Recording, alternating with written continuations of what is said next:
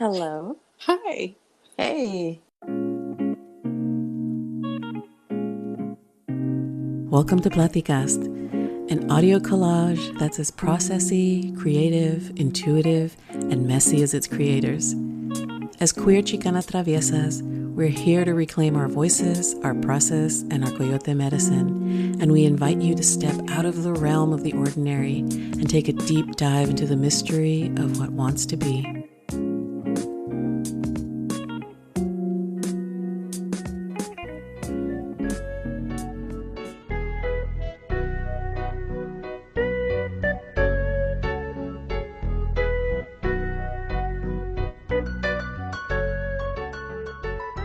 I see you out there, done with the cold and ready for spring, ready to throw open the windows and leave all this winter dread behind you. Now, I don't blame you, that's for sure, but before we cross that threshold, I'd like you to stay with me for just a little bit longer, because this winter had something to say, and I think it was saying it to all of us.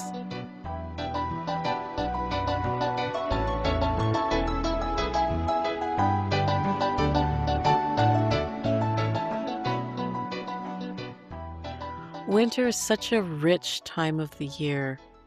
It's so layered. There's so much going on externally and internally. And one of these things is definitely the fact that winter will show you everything you've been avoiding. And I mean everything.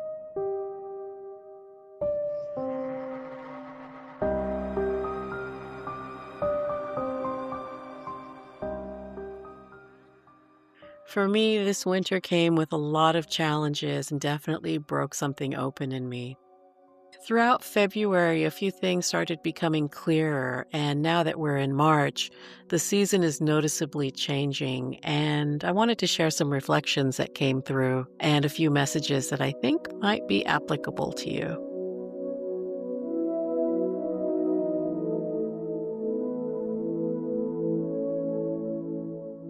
There's something about the end of winter, that moment when the light starts returning and there's a hope that the worst of it is behind you. As we often do at the end of things, you might find yourself reflecting, and you might be able to see the winter for what it was. And what the winter was for me this year was a bold-faced reckoning. It started on Halloween. My knee popped when I stepped down from a chair, and I ended up with a torn meniscus. Suddenly, the most ordinary things became impossible. Getting up from the couch, walking, going to the bathroom and taking a shower, all those basic things became difficult and questionable tasks. Now, I've always been someone who pushed through barriers. I work hard to find solutions and move forward. But you can't problem solve your way through not being able to walk. Sure, there's plenty of accommodations and modifications that you can do to make basic tasks a little easier, but there's no bypassing immobility. There's a flavor to that specific helplessness that comes with the loss of basic mobility. And for me, it opened the floodgates of anxiety.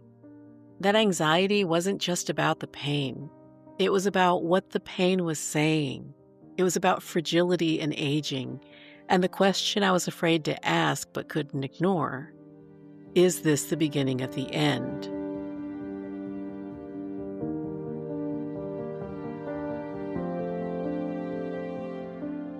As we age, there comes a point where we don't bounce back from injury, and instead the injury starts a domino effect of loss and setbacks.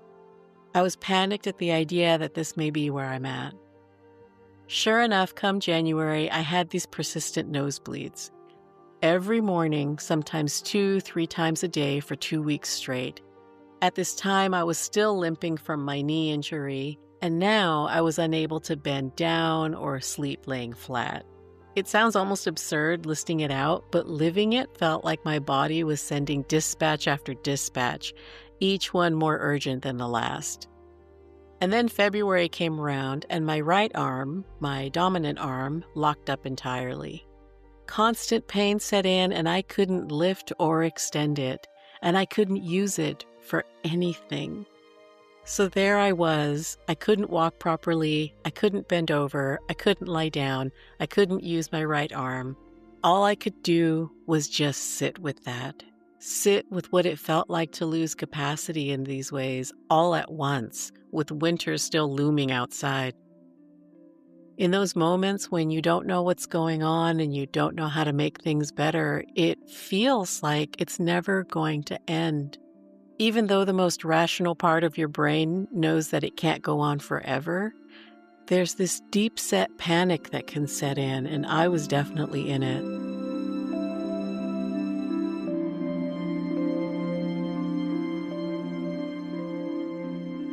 I've always been someone who moves through barriers. That's not just something I do, it's part of how I understand myself. You hit a wall, you find the way around it. You get knocked down, you get back up. You feel the fear, go into freeze mode, then push through it anyway. That's been my operating system for as long as I can remember. But these last few years have been quietly chipping away at that. There have been more moments where the push through didn't feel possible or work the way it used to, where the recovery took longer or the options weren't viable, where the resilience and motivation I'd always counted on felt a little less accessible, a little harder to achieve. And each time I'd notice it, I'd feel that flicker of fear and then find a way to minimize or silence it, and at times give up. This winter took that option of pushing through off the table entirely. I didn't know who I was without this version of me who could always muscle through. There was no pushing through this time. There was just a body that had finally had enough, and a me that had no choice but to stop and listen. When you can't move, you have to feel. There's no distractions available, no busyness to hide behind, just you and whatever is sitting underneath all of that forward motion you've been maintaining for years. And what I found underneath mine was fear, not just about the injuries, but about what the injuries meant. Because here's the thing about aging that nobody really prepares you for. It's not one dramatic moment. It's a slow accumulation. One injury leads to another, recovery takes longer, and you start to see the domino effect, not as a hypothetical, but as a real and present possibility. I've watched it happen. I've watched people I love lose their independence piece by piece. First, it's an injury. Then it's the ability to do things like drive, to live alone, to move through the world on your terms. And I always filed that away as something that happened to older people. Not me, not yet. But lying there, unable to walk properly, lay down or use my arm, that not yet started to feel a lot less certain. And the most terrifying part wasn't the pain. It was the feeling that I had been given a window to course correct, and I wasn't sure how much time was left in that window. I felt very fortunate to be able to reach out to a couple people. First, Meg from Elder Queer and Catherine from Voice Revolution. At that time, I was deep in catastrophic thinking, and I needed to process both the emotional and political dimensions of aging and what was going on with this body. Our conversations revealed some uncomfortable truths, as these kinds of conversations often do, and I understood, maybe for the first time in my gut, rather than just in my head, that I had been living in this body for over 50 years without ever fully relating to it as mine.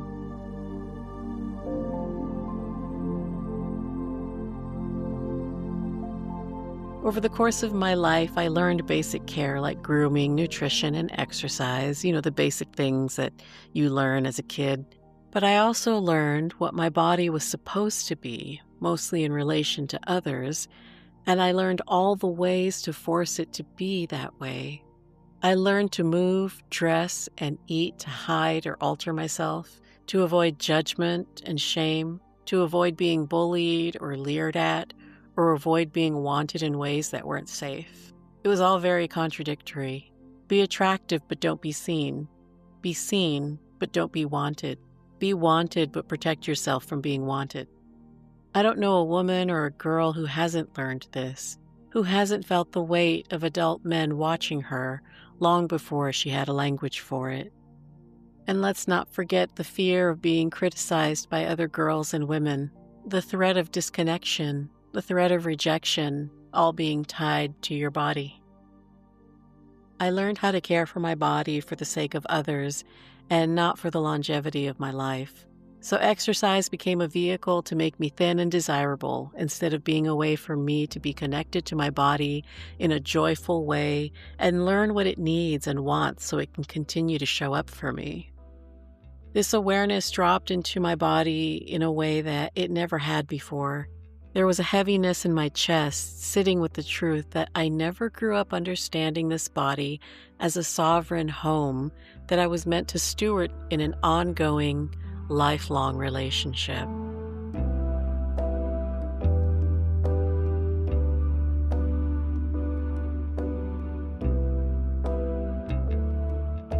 In many traditions, winter is understood as a time of gestation, life going underground, energy consolidating, roots deepening. It's not a dead season, it's a hidden one. And in that hiding, in that enforced stillness, structures get tested. Cold is clarifying that way. It doesn't create weakness, rather it exposes it. Weak branches crack under ice loads. Roots that didn't establish well rot in frozen soil. Pipes burst without proper insulation. Old injuries ache. Coping strategies built on busyness fall apart. Relationships held together by distraction strain under long nights.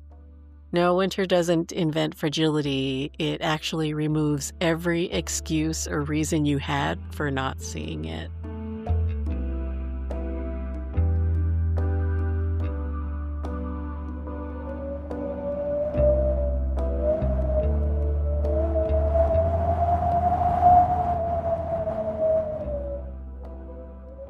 Minnesota winters aren't subtle.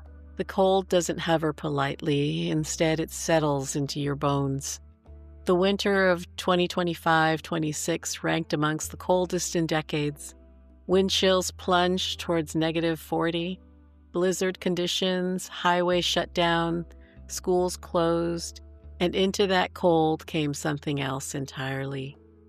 In December 2025, the federal government launched Operation Metro Surge, what it described as the largest immigration enforcement operation ever carried out, deploying thousands of ICE and Border Patrol agents into Minneapolis and St. Paul. Detentions, deportations, fear moving through the community like weather, schools shifting to remote learning, businesses closing their doors, residents afraid to go to work, to drive, to exist in public space. It's important to say that what happened in Minnesota didn't begin in Minnesota. By the time federal agents arrived in the Twin Cities, ICE had already opened fire on people at least 9 times across 5 states since 2025. At least 4 people had already died in federal deportation operations. The violence that came to Minnesota was not an aberration. It was a pattern that had been building, and Minnesota became the place where the pattern finally became impossible for the country to look away.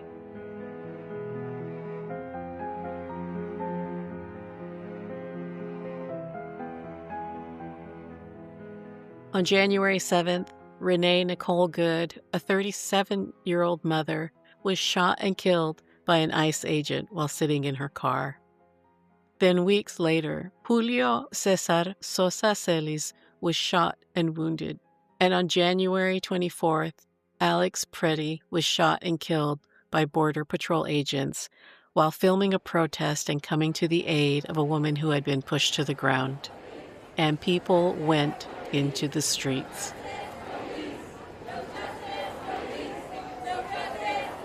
In sub-zero temperatures, through snow-packed roads, breath fogging in the air, thousands gathered, not just once, but repeatedly, sustainably, through the worst of winter. The cold slowed bodies, but did not quiet will. Everyday spaces, grocery stores, schools, churches became places of refuge and resistance. That kind of sustained collective activation has a cost, though, and that's what I want to talk about next.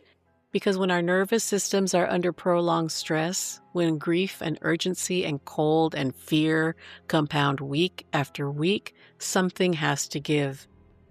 The question isn't whether we burn out. The question is whether we burn out or whether we learn to pace the fire.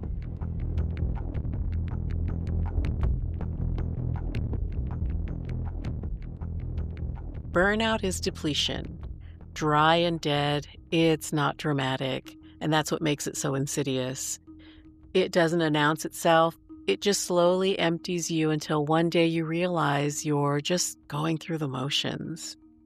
And in the winter of 2025-26, people were being asked to absorb shock after shock. The raids, the arrests, the fear spreading through communities, and then the killings, each one landing before there was any time to process the last. The anger that used to move you has gone flat. The grief that used to mean something feels like weight. Even hope starts to feel like a tax you can no longer afford to pay. Burning down is different, though. Burning down is collapse in service of renewal. It's a necessary clearing. The old structures fall so that something else can take root. It's not comfortable, but there's something alive in it. January felt like a breaking point into burnout. The accumulation of it all. The cold, the fear, the grief, the restlessness of each new cycle. It felt like too much. Like the fire was going out and then something shifted. I watched people go back into the streets, into the same cold, and something about that collective refusal, that insistence on showing up anyway, changed the quality of the energy. It stopped feeling like depletion and started feeling like determination. Not the frantic energy of panic, but something slower and more durable. The burnout started to feel less like an ending and more like a necessary shedding.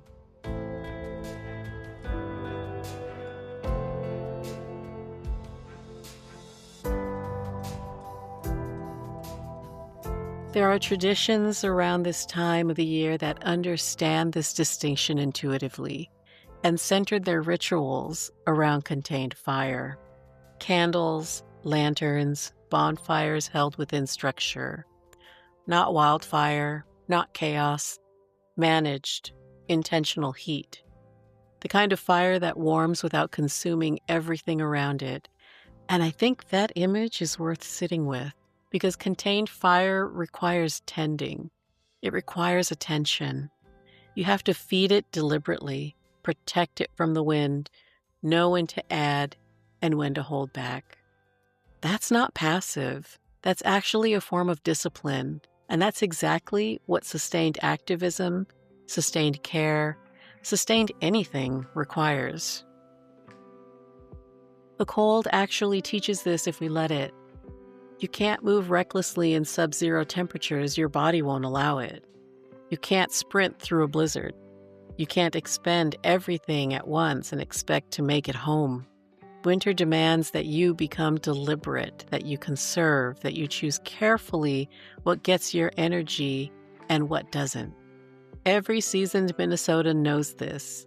You dress in layers, you pace yourself, you don't sweat because sweat will freeze. Survival in deep cold is not about intensity, it's about steadiness. And this political moment, this personal moment, asks for this exact same thing. Not frantic energy, but sustained energy.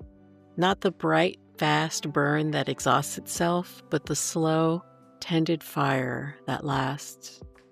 That kind of pacing and tending doesn't just apply to movements and communities, but it also applies to the body you show up in.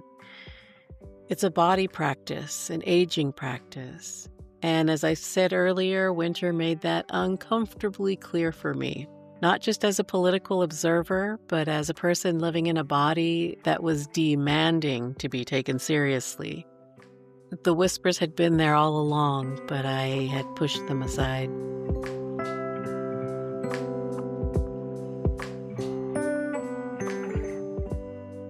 Being this age means arriving at a realization that has no soft landing.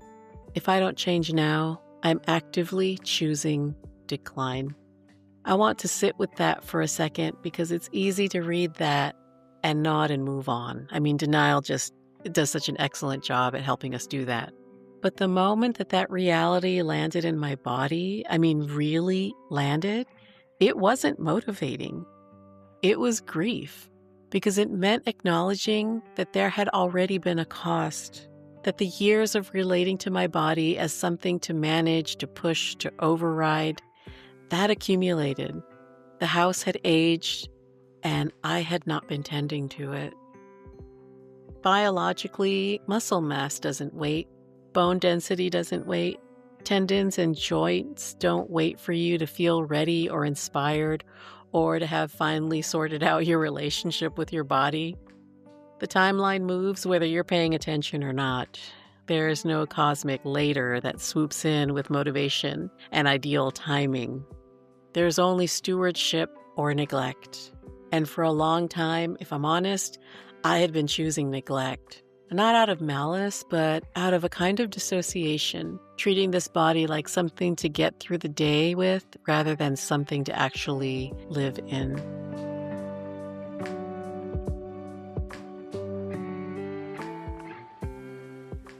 This winter asked me to relate to my body through responsibility, through function, through longevity, not through how it looks or whether it measures up, but through the question, am I tending to this?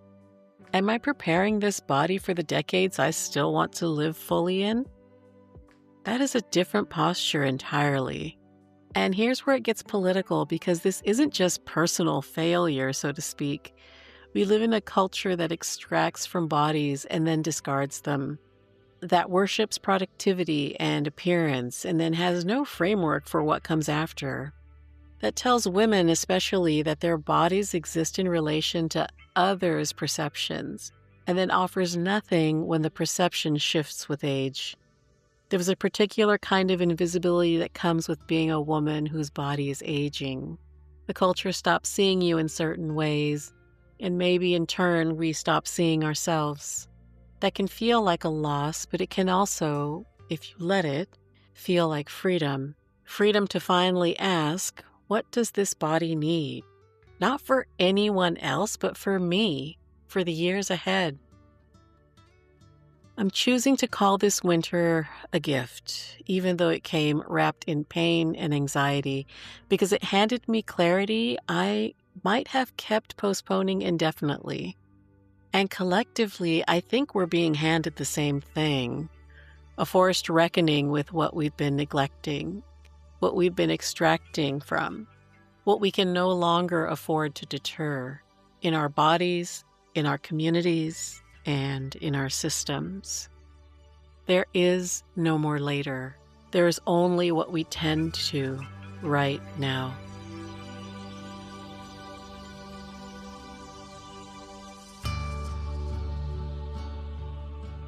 There's a particular tension to late winter that I don't think gets named enough. And I think a lot of people are living in it right now without having a language for it. For centuries across cultures, people have been marking this moment in the seasons. The Celts with Imbolc, the Romans with Lupercalia, and the Anishinaabe with Makwa or Bare Moon.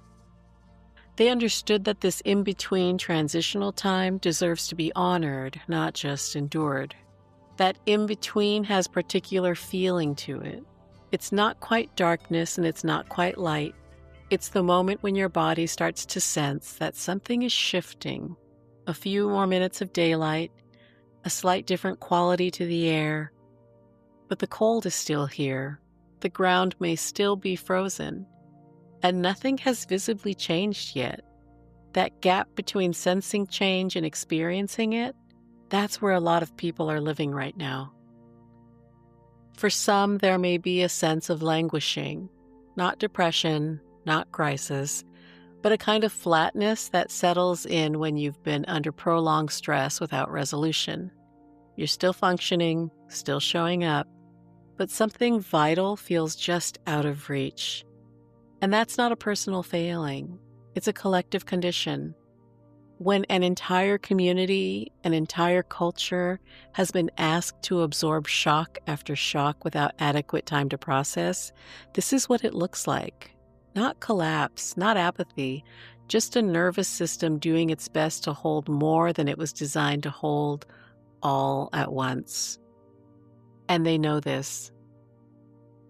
Minnesota is living in its own version of this threshold right now. The grief hasn't resolved. Those who were killed and abducted are still gone. The community is still tender, still finding its footing between the trauma of what's happened and the uncertainty of what comes next. That kind of threshold doesn't resolve quickly. It asks you to stay present in the discomfort of not knowing, to resist the urge to either collapse into despair or rush permanently into relief. And this experience, it ripples. It ripples through the community, the country, throughout the world. Traditional wisdom understands this. Imbolc, Lupercalia, and other ceremonies of returning light were celebrations of readiness, of honoring the first signs of life stirring underground before anything was visible above the surface. They ritualized the in-between not as a waiting room, but as a season worthy of attention in its own right. And maybe this moment is asking us to tend to what is quietly taking root, to trust that the preparation happening now, even in the cold, even in the dark, even in the exhaustion, is not nothing. It's everything. Winter held up its mirror, and it was uncomfortable, to say the least. Winter mirrors don't show you what you wish were true. They show you what is. The fragility that was always there. The neglect that had been accumulating quietly, or maybe not so quietly. The cracks in the structure that the cold simply made impossible to ignore any longer. In our bodies, in our communities, in the systems we've been told to trust. And once you see it clearly, something shifts. You stop negotiating with what you know is false. You stop pretending dysfunction is stability. You stop waiting for systems built on extraction and harm to suddenly become humane. Clarity doesn't always feel like relief, but it is always the beginning of something real.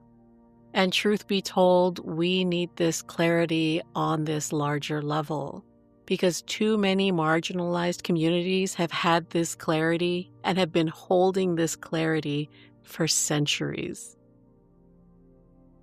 This clarity, even when it's hard, is a gift, because you can't tend to what you cannot see. You cannot repair what you're pretending isn't broken. You cannot prepare for what you're refusing to acknowledge is coming.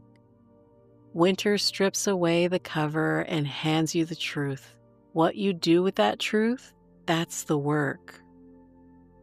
For me, the work looks like this: taking this body seriously, not as something to manage or override or push past its limits or suspend, but as the ground I live on and in, the only ground I have. Building strength not for appearance but for longevity. Tending to the house, not for restoration to some earlier version, but for the decades still ahead. That is what stewardship means at 54. Showing up for the body that has carried me this far with the intentions of carrying it forward. On a practical level, this means more movement in my life. Attending my doctor appointments to receive care. After treatment, my nose took about a month to heal. After giving it some rest, my right arm was finally able to gain some more movement, and my knee still needs some work, and so hopefully that will all fall into place. On a collective level, the work looks like this: refusing to normalize what is not normal, tending to our networks of care with the same seriousness we bring to our outrage, pacing ourselves for the long haul rather than burning everything at once. Building the kind of sustained, contained fire that warms without consuming. This is what active hope looks like. Not the sentimental kind that assumes everything will work out, not the passive kind that waits for someone else to fix it, Active hope is the kind that looks clearly at the risk and chooses engagement anyway. It doesn't shout, it builds, it trains, it protects, it prepares. It shows up in sub-zero temperatures because it understands that showing up is part of shaping what comes next. It tends the body because it understands that you cannot pour sustained energy into the world from a depleted vessel. It strengthens community because it knows that the roots deepened in the winter are the ones that hold when the storms come. Because spring is coming. It always does. But spring doesn't do the preparation for you. The roots that deepen in winter are the ones that bloom when the thaw arrives. The communities that tended to each other through the cold are the ones with the strength to build what comes next. The bodies that were cared for in the dark are the ones ready to move when the light returns.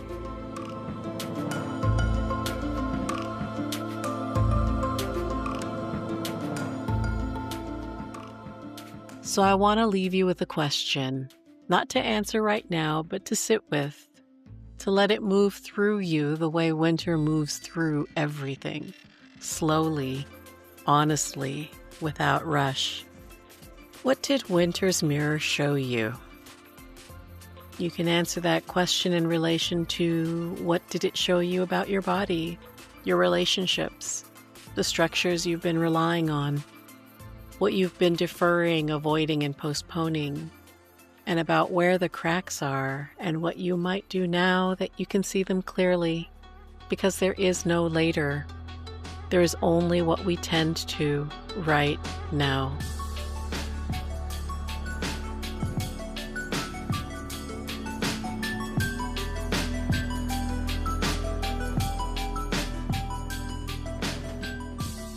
Thank you for spending this time with me, for sitting with the hard stuff and the hopeful stuff and everything in between. If this episode stirred something in you, I would love to hear about it. Stop by the show's website and drop a comment. And if you'd like to support the podcast, please subscribe wherever you listen to podcasts so that you never miss an episode. I know we never made any promises to putting out podcasts on a regular basis, so really do appreciate it when you get a chance to listen to us. Also, please share this episode with someone who you think needs it, because chances are you know someone who is also sitting in this in-between place, looking for language for what they're feeling. So until the next episode, take care of yourselves out there, and I'll see you in the next one.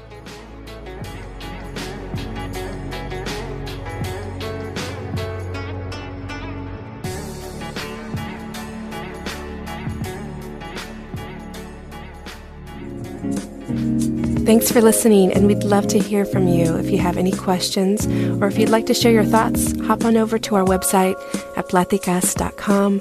That's platicast.com. Or send us an email, platicast@gmail.com.